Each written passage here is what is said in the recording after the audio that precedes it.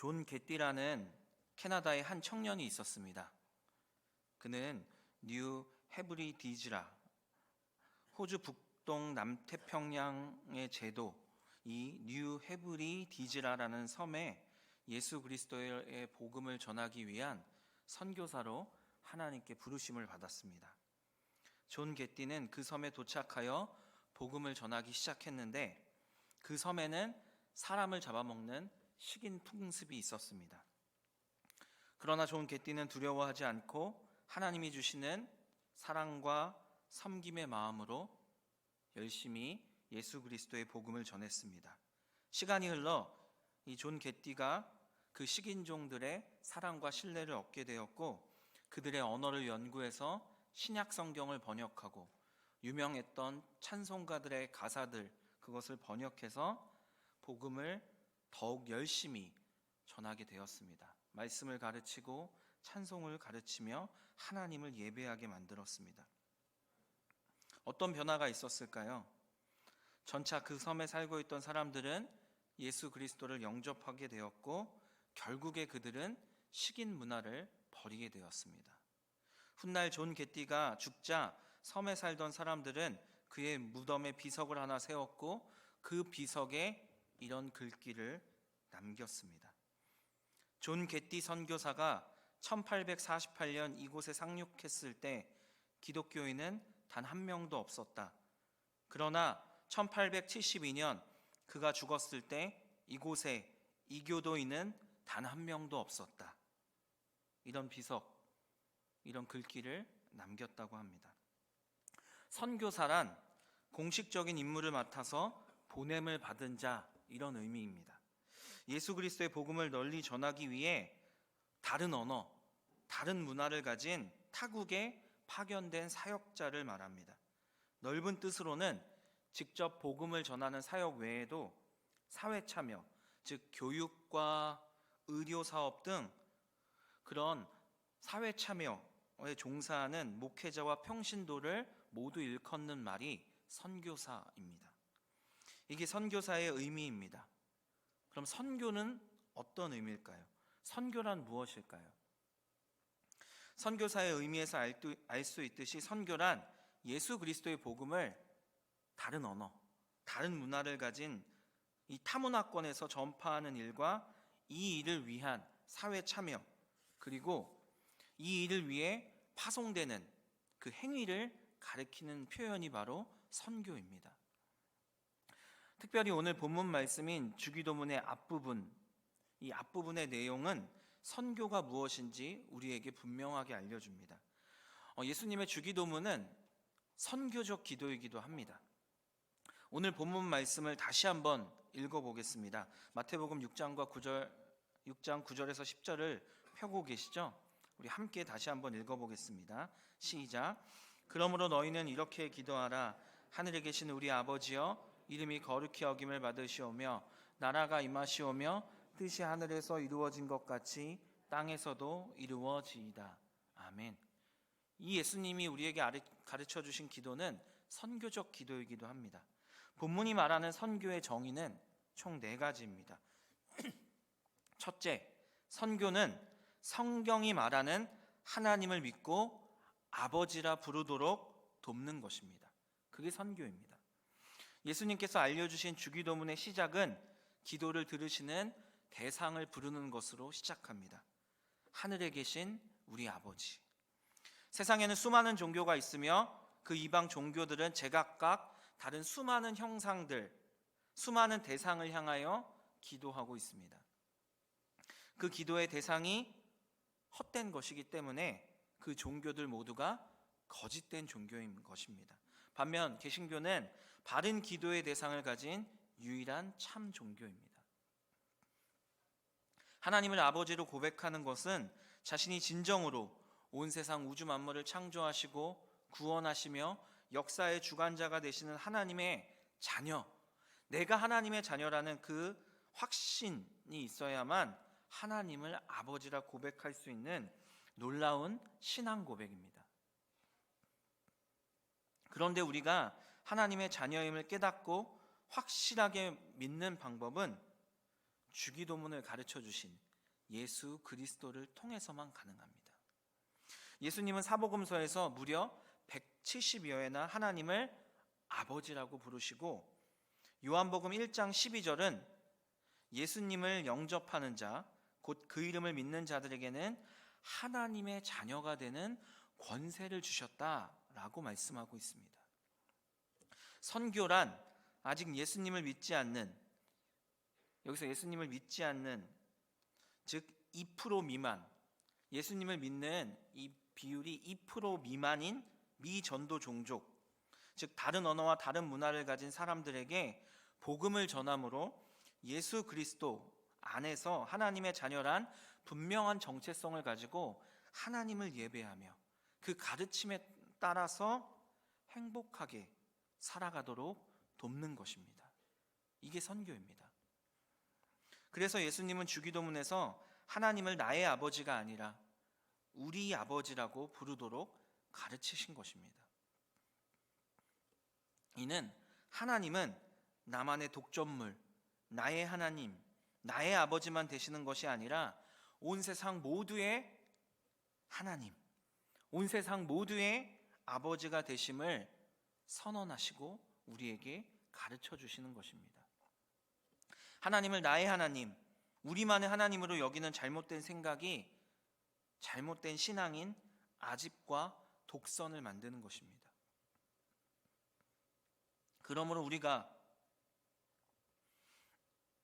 이렇게 기도함으로 선교해야 합니다. 우리는 내가 믿고 고백하는 하나님을 인종과 언어와 지역의 장벽을 넘어 선교함으로 세상 모든 사람이 우리 하나님으로 고백할 수 있도록 열심을 내야 합니다. 하늘에 계신 우리의 아버지, 우리 하나님으로 세상의 모든 사람들이 고백할 수 있도록 해야 하는 것입니다. 이것이 성부 하나님의 뜻이며 성자 예수님의 명령이며 성령 하나님께서 우리에게 오신 이유, 우리와 함께 하시는 이유입니다. 둘째, 선교는 하나님의 이름이 온 세상에 거룩히 여김을 받으시도록 하는 일입니다. 하나님의 이름이 온 세상에서 거룩히 여김을 받으시도록 하는 일이 바로 선교입니다. 성경에서 이름은 중요한 신학적 의미가 있습니다. 왜냐하면 이름은 단순한 호칭이 아니라 그 존재의 인격을 나타내기 때문입니다. 특히 하나님의 거룩한 이름, 하나님의 신명은 하나님의 존재와 하나님의 본질을 의미하기 때문에 매우 중요합니다. 그래서 십계명의 제3계명은 우리에게 뭐라고 가르치고 있죠? 너는 내 하나님 여호와의 이름을 망령되게 부르지 말라. 여호와는 그의 이름을 망령되게 부르는 자를 죄 없다 하지 아니하리라. 이렇게 경고하고 있는 것입니다. 거룩히 여김을 받으시오며, 이 말씀의 의미는 다른 것과 구별되다, 이런 의미입니다. 이런 기본적인 의미를 가지는데 창조자이시며 구원자이시며 역사의 주관자 되시는 하나님께서는 역사 가운데, 그리고 우주에 존재하는 모든 피조물과 사물과 현상 가운데 스스로 존귀함을 드러내시며 영광 받으십니다. 그런데 유독 피조물 중에 사람만이 하나님의 이름을 망령되게 부르며 업신여기며 부인하며 욕되게 합니다. 그리고 하나님을 믿지 않는 자들은 로마서 1장 25절의 말씀처럼 하나님의 진리를 거짓 것으로 바꾸어 피조물을 조물주보다 더 사랑하고 경배하고 섬김으로 우상숭배의 죄를 범하고 있습니다. 선교는 이 죄를 완전히 끊어내게 하는 것입니다. 하나님의 이름을 망령되게 부르고 업신여기며 부인하며 욕하던 자들이 하나님을 경외하고 찬양하고 예배하고 전하게 하는 것이 선교입니다. 모든 우상 숭배를 버리고 하나님만을 참 하나님으로 믿고 찬양하며 예배하는 게 만드는 것이 바로 선교입니다. 선교를 통해서만 온 세상에서 하나님의 이름이 모든 사람의 삶 가운데 거룩히 여김을 받으실 수 있는 것입니다. 셋째, 선교는 하나님의 통치를 이 땅에 실현하는 방법입니다. 예수님께서는 하나님 나라의 복음을 전하기 위해 이 땅 가운데 오셨습니다. 하나님 나라가 임하게 하시려고 오신 것입니다. 하나님 나라, 천국은 공간적 의미로만 이해하시면 안 됩니다. 물론 이 왕의 통치를 받는 영역이라는 의미도 있지만, 이 하나님 나라 천국은 왕의 통치, 그 왕의 통치 자체를 나타내는 의미가 가장 강합니다. 즉, 유일하고 영원한 우리의 왕이신 하나님의 통치, 이 하나님의 다스림이라는 의미가 바로 하나님 나라 천국의 의미입니다. 그럼 하나님 나라가 임한다, 이건 어떤 의미일까요?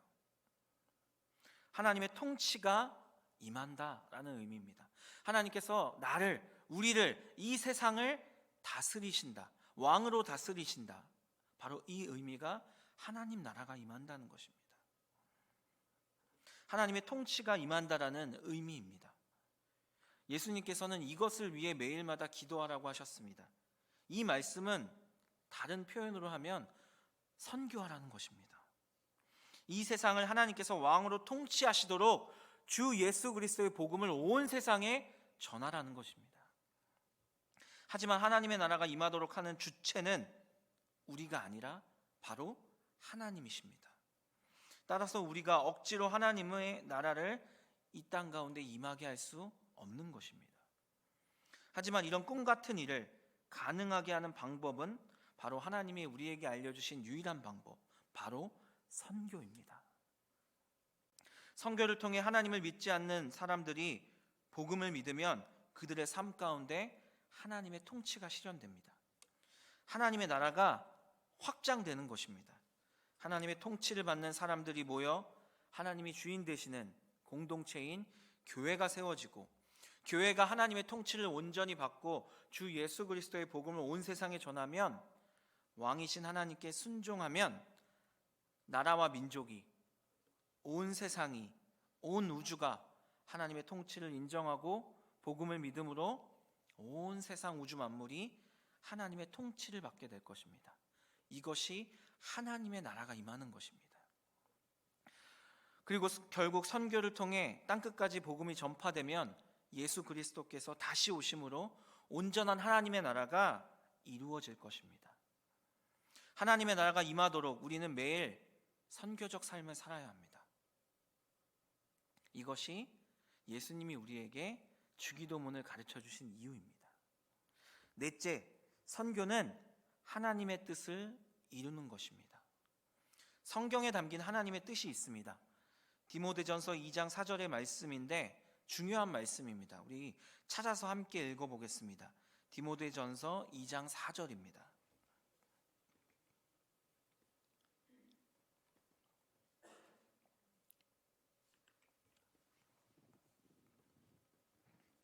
디모데전서 2장 4절의 말씀을 찾아서 함께 읽도록 하겠습니다.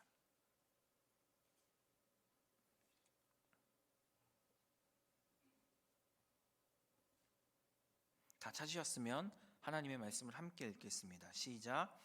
하나님은 모든 사람이 구원을 받으며 진리를 아는 데에 이르기를 원하시느니라. 아멘. 이것이 하나님의 뜻입니다. 하나님은 모든 사람이 구원을 받으며 예수 그리스도라는 이 진리를 아는 데에 이르기를 원하십니다. 선교는 바로 이 하나님의 뜻을 이루는 것입니다. 성경이 말하는 하나님의 뜻은 세상을 구원하기 위한 하나님의 구원 계획을 말합니다. 구원이라는 하나님의 뜻을 이루는 주체는 인간이 아니라 하나님이십니다. 인간 구원을 위한 모든 계획을 하나님께서 직접 세우시고 예수 그리스도를 보내심으로 이를 이루어 가고 계십니다. 구원의 주체는 삼위일체 하나님이십니다. 그런데 하나님께서는 이 위대한 구원 계획에 우리를 참여할 수 있도록, 우리가 그 구원 계획에 참여할 수 있는 놀라운 은혜를 주셨습니다. 이 은혜가 바로 선교입니다. 우리는 선교라는 방법을 통해 복음을 전함으로 하나님의 구원 사역에 참여할 수 있습니다. 놀라운 은혜입니다. 별로 감격하지 않으시는데 생각해 보시기 바랍니다. 하나님께서 세워놓으신 놀라운 구원 계획에 우리가 무엇이기에 하나님께서 우리를 하나님의 이 놀라운 구원 사역에 참여하도록 하신 것입니다. 이것이 은혜입니다. 선교는 은혜입니다. 그런데 이 참여는 자율이 아니라 반드시 참여해야 하는, 반드시 해야 하는 하나님의 명령입니다. 우리가 살아있는 이유는 선교를 통해 하나님의 구원 계획에 참여함으로 하나님의 뜻을 이루기 위해 우리는 이 땅에 존재하고 있는 것입니다. 우리의 삶의 환경이 다르고, 우리의 재능이 다르고, 우리의 직업도 다르고, 우리의 모든 것이 다르지만 우리는 각자의 자리에서 각자의 모양으로 하나님이 주신 그 은혜를 따라 선교해야 하는 것입니다. 이것이 하나님의 뜻을 이루는 것입니다. 우리는 모두 하나님의 나라의 일꾼, 선교사로 부름받았다는 이 은혜를 기억하고 적극적으로 순종해야 합니다. 선교적 삶을 살아가야 합니다. 선교의 최고 모델 누구실까요?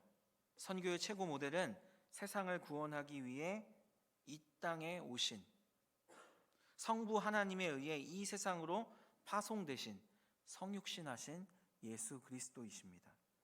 그래서 예수님께서는 선교의 사명을 감당하신 후 부활 승천하시면서 제자들에게 땅끝까지 이르러 내 증인이 되라고 명령하심으로써 사실상 세상의 모든 사람들에게 선교사로서의 사명을 위임하시고 친히 파송하셨습니다. 그리고 파송하시면서 말씀하셨습니다. 내가 너희와 항상 함께 있을 것이다. 마태복음 28장 18절에서 20절 말씀을 함께 읽도록 하겠습니다. 믿음으로 고백하겠습니다. 시작.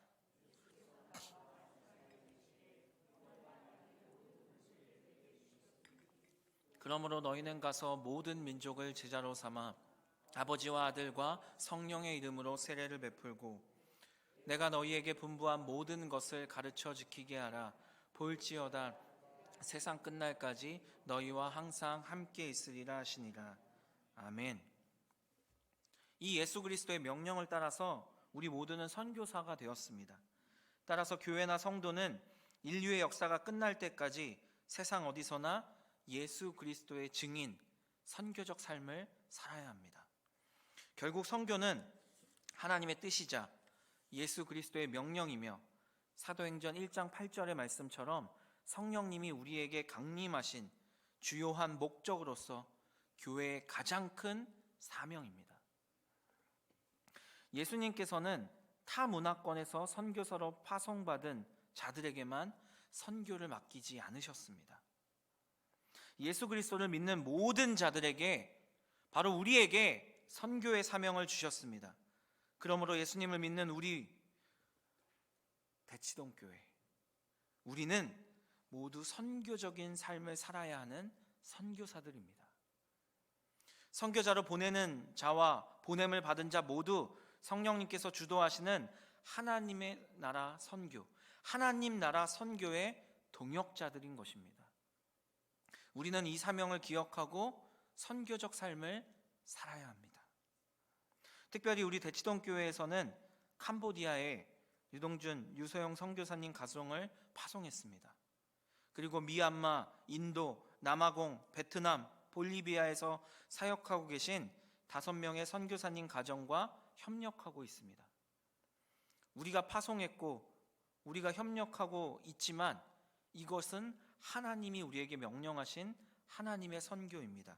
우리는 이분들과 함께 선교하고 있는 것입니다. 선교사의 사명을 가지고 선교적 삶을 살아야 하는 우리 모두는 보내는 선교사입니다. 보내는 선교사는 이런 선교적인 삶의 자세를 가져야 합니다.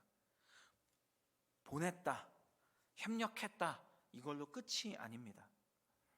보내는 선교사의 자세는 이러합니다. 첫 번째, 우리도 선교사라는 자세를 가져야 합니다. 보냄을 받은 자들뿐만 아니라 보내는 자들도 하나님의 선교 명령을 따라 성령님께서 사용하시는 선교의 도구이며 일꾼이라는 이 자세를 가지고 살아야 합니다. 두 번째, 보내는 선교사로서 우리를 부르신 것은 하나님의 은혜임을 기억하고 감사함으로 적극적으로 선교 사역에 동참해야 합니다. 은혜는 공짜로 받은 것입니다. 우리의 자랑과 공로가 없어야 합니다. 우리가 선교 사역에 동참하고 후원함으로 내가 이러한 일을 했다라고 자랑하는 것이 아니라 이것은 당연한 것입니다. 왜냐? 우리가 받은 은혜이기 때문입니다. 나와 교회의 이름을 위한 선교가 아니라 구원을 위한 하나님의 선교가 되어야 합니다. 대치동 교회의 이름을 내려는 선교를 해서는 안 됩니다. 나의 이름을 내려는 선교를 해서는 안 됩니다. 하나님의 영광과 하나님의 구원을 위해 우리는 선교해야 하는 것입니다. 자랑해서도 안 됩니다. 왜냐하면 우리는 공짜로 선교사로 임명된 은혜를 받았기 때문입니다. 그렇기 때문에 우리는 하나님을 위한 선교를 해야 합니다.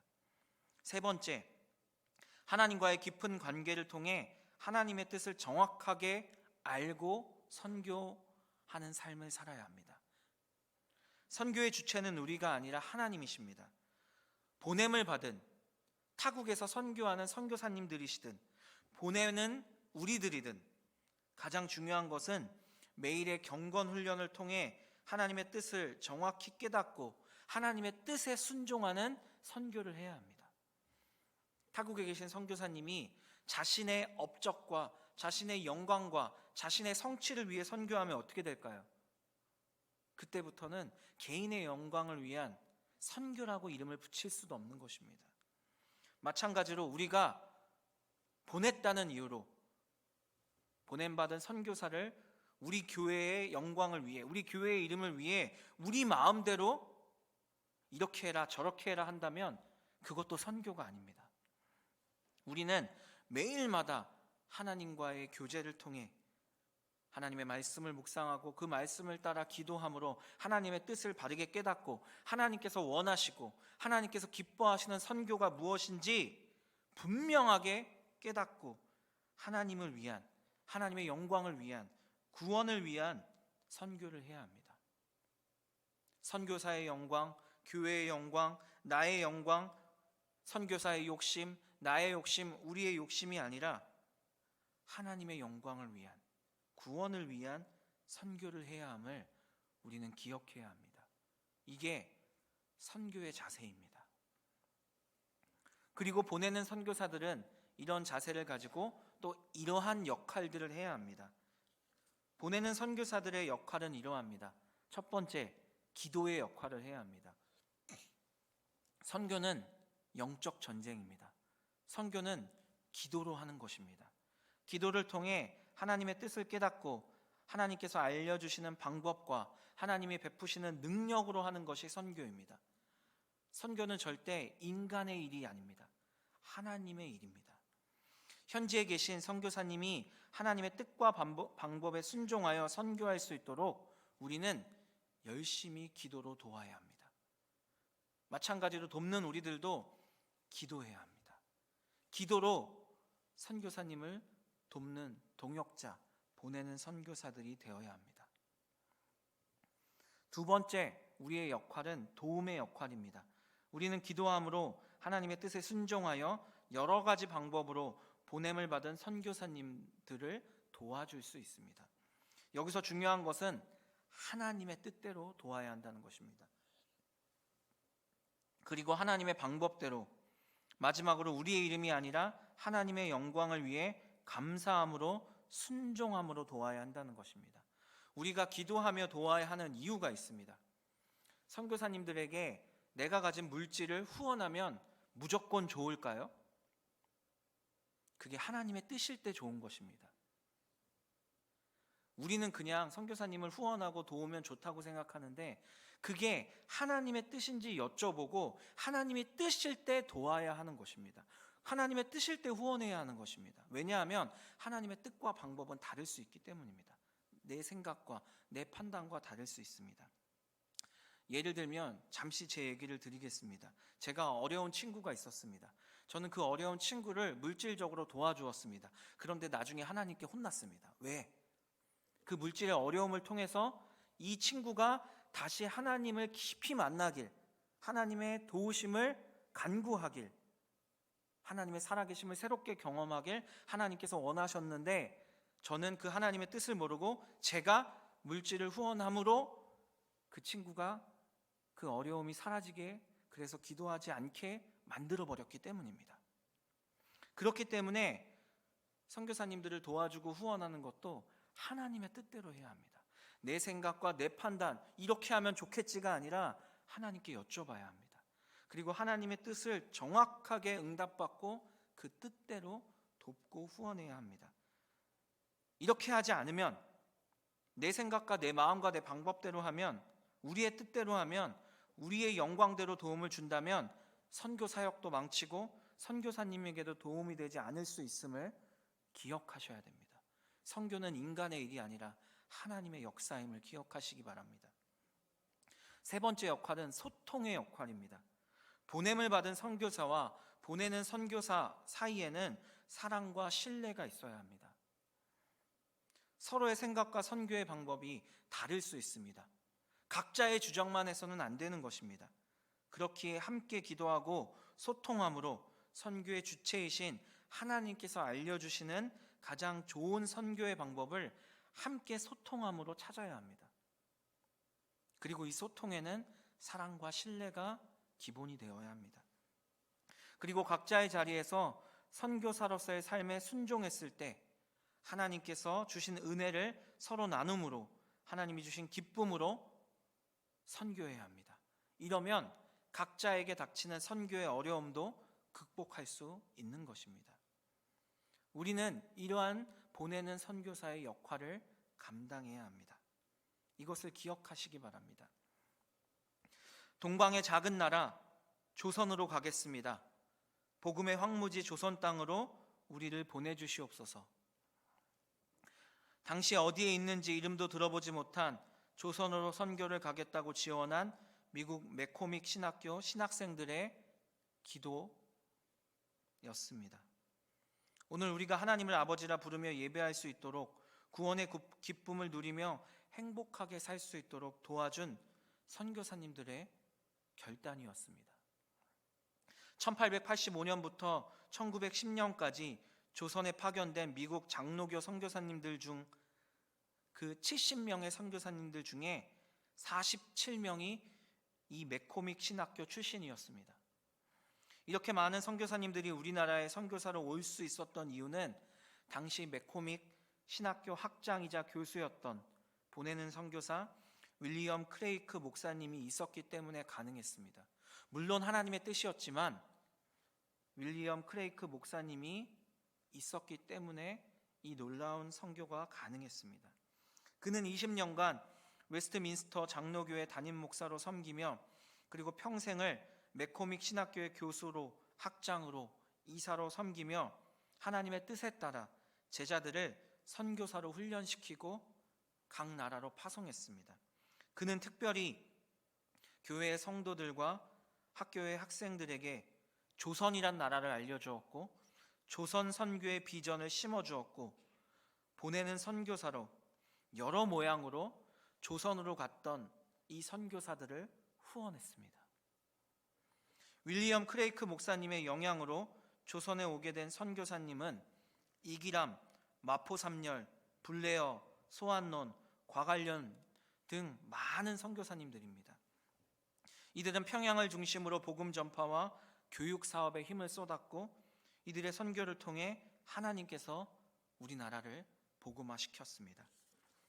그리고 이들을 통해 장신대와 총신대의 전신인 평양신학교가 세워졌고, 지금까지도 수많은 선교사들이 하나님의 손에 훈련되어서 하나님의 뜻에 따라 전 세계에 나아가 하나님의 복음을 전하고 있습니다.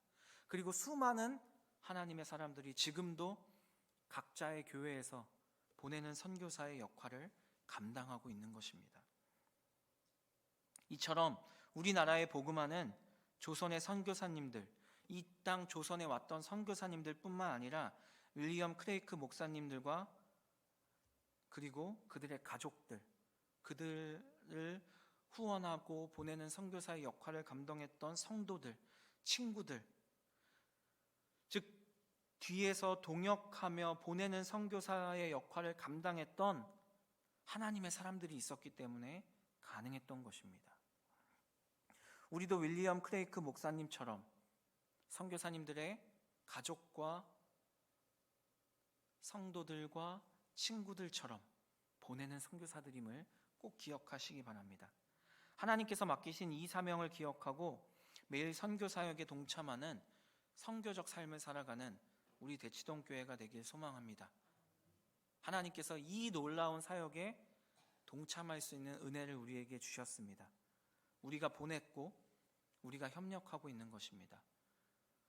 그곳에 계신 분들만 하는 것이 아니라 우리가 함께 하는 것임을 기억하시고 선교사의 역할을 함께 잘 감당하는 우리 대치동 교회가 되어서 하나님의 영광을 세상에 드러내고 주 예수 그리스도의 복음을 온 세상에 전파함으로 하나님 나라가 이 땅에 임하기를 앞당기는 우리 모두가 되길 간절히 소망합니다.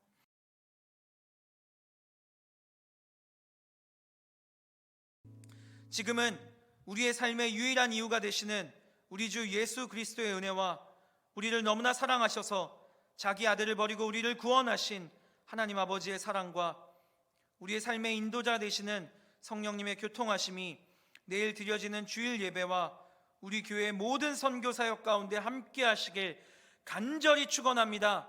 아멘.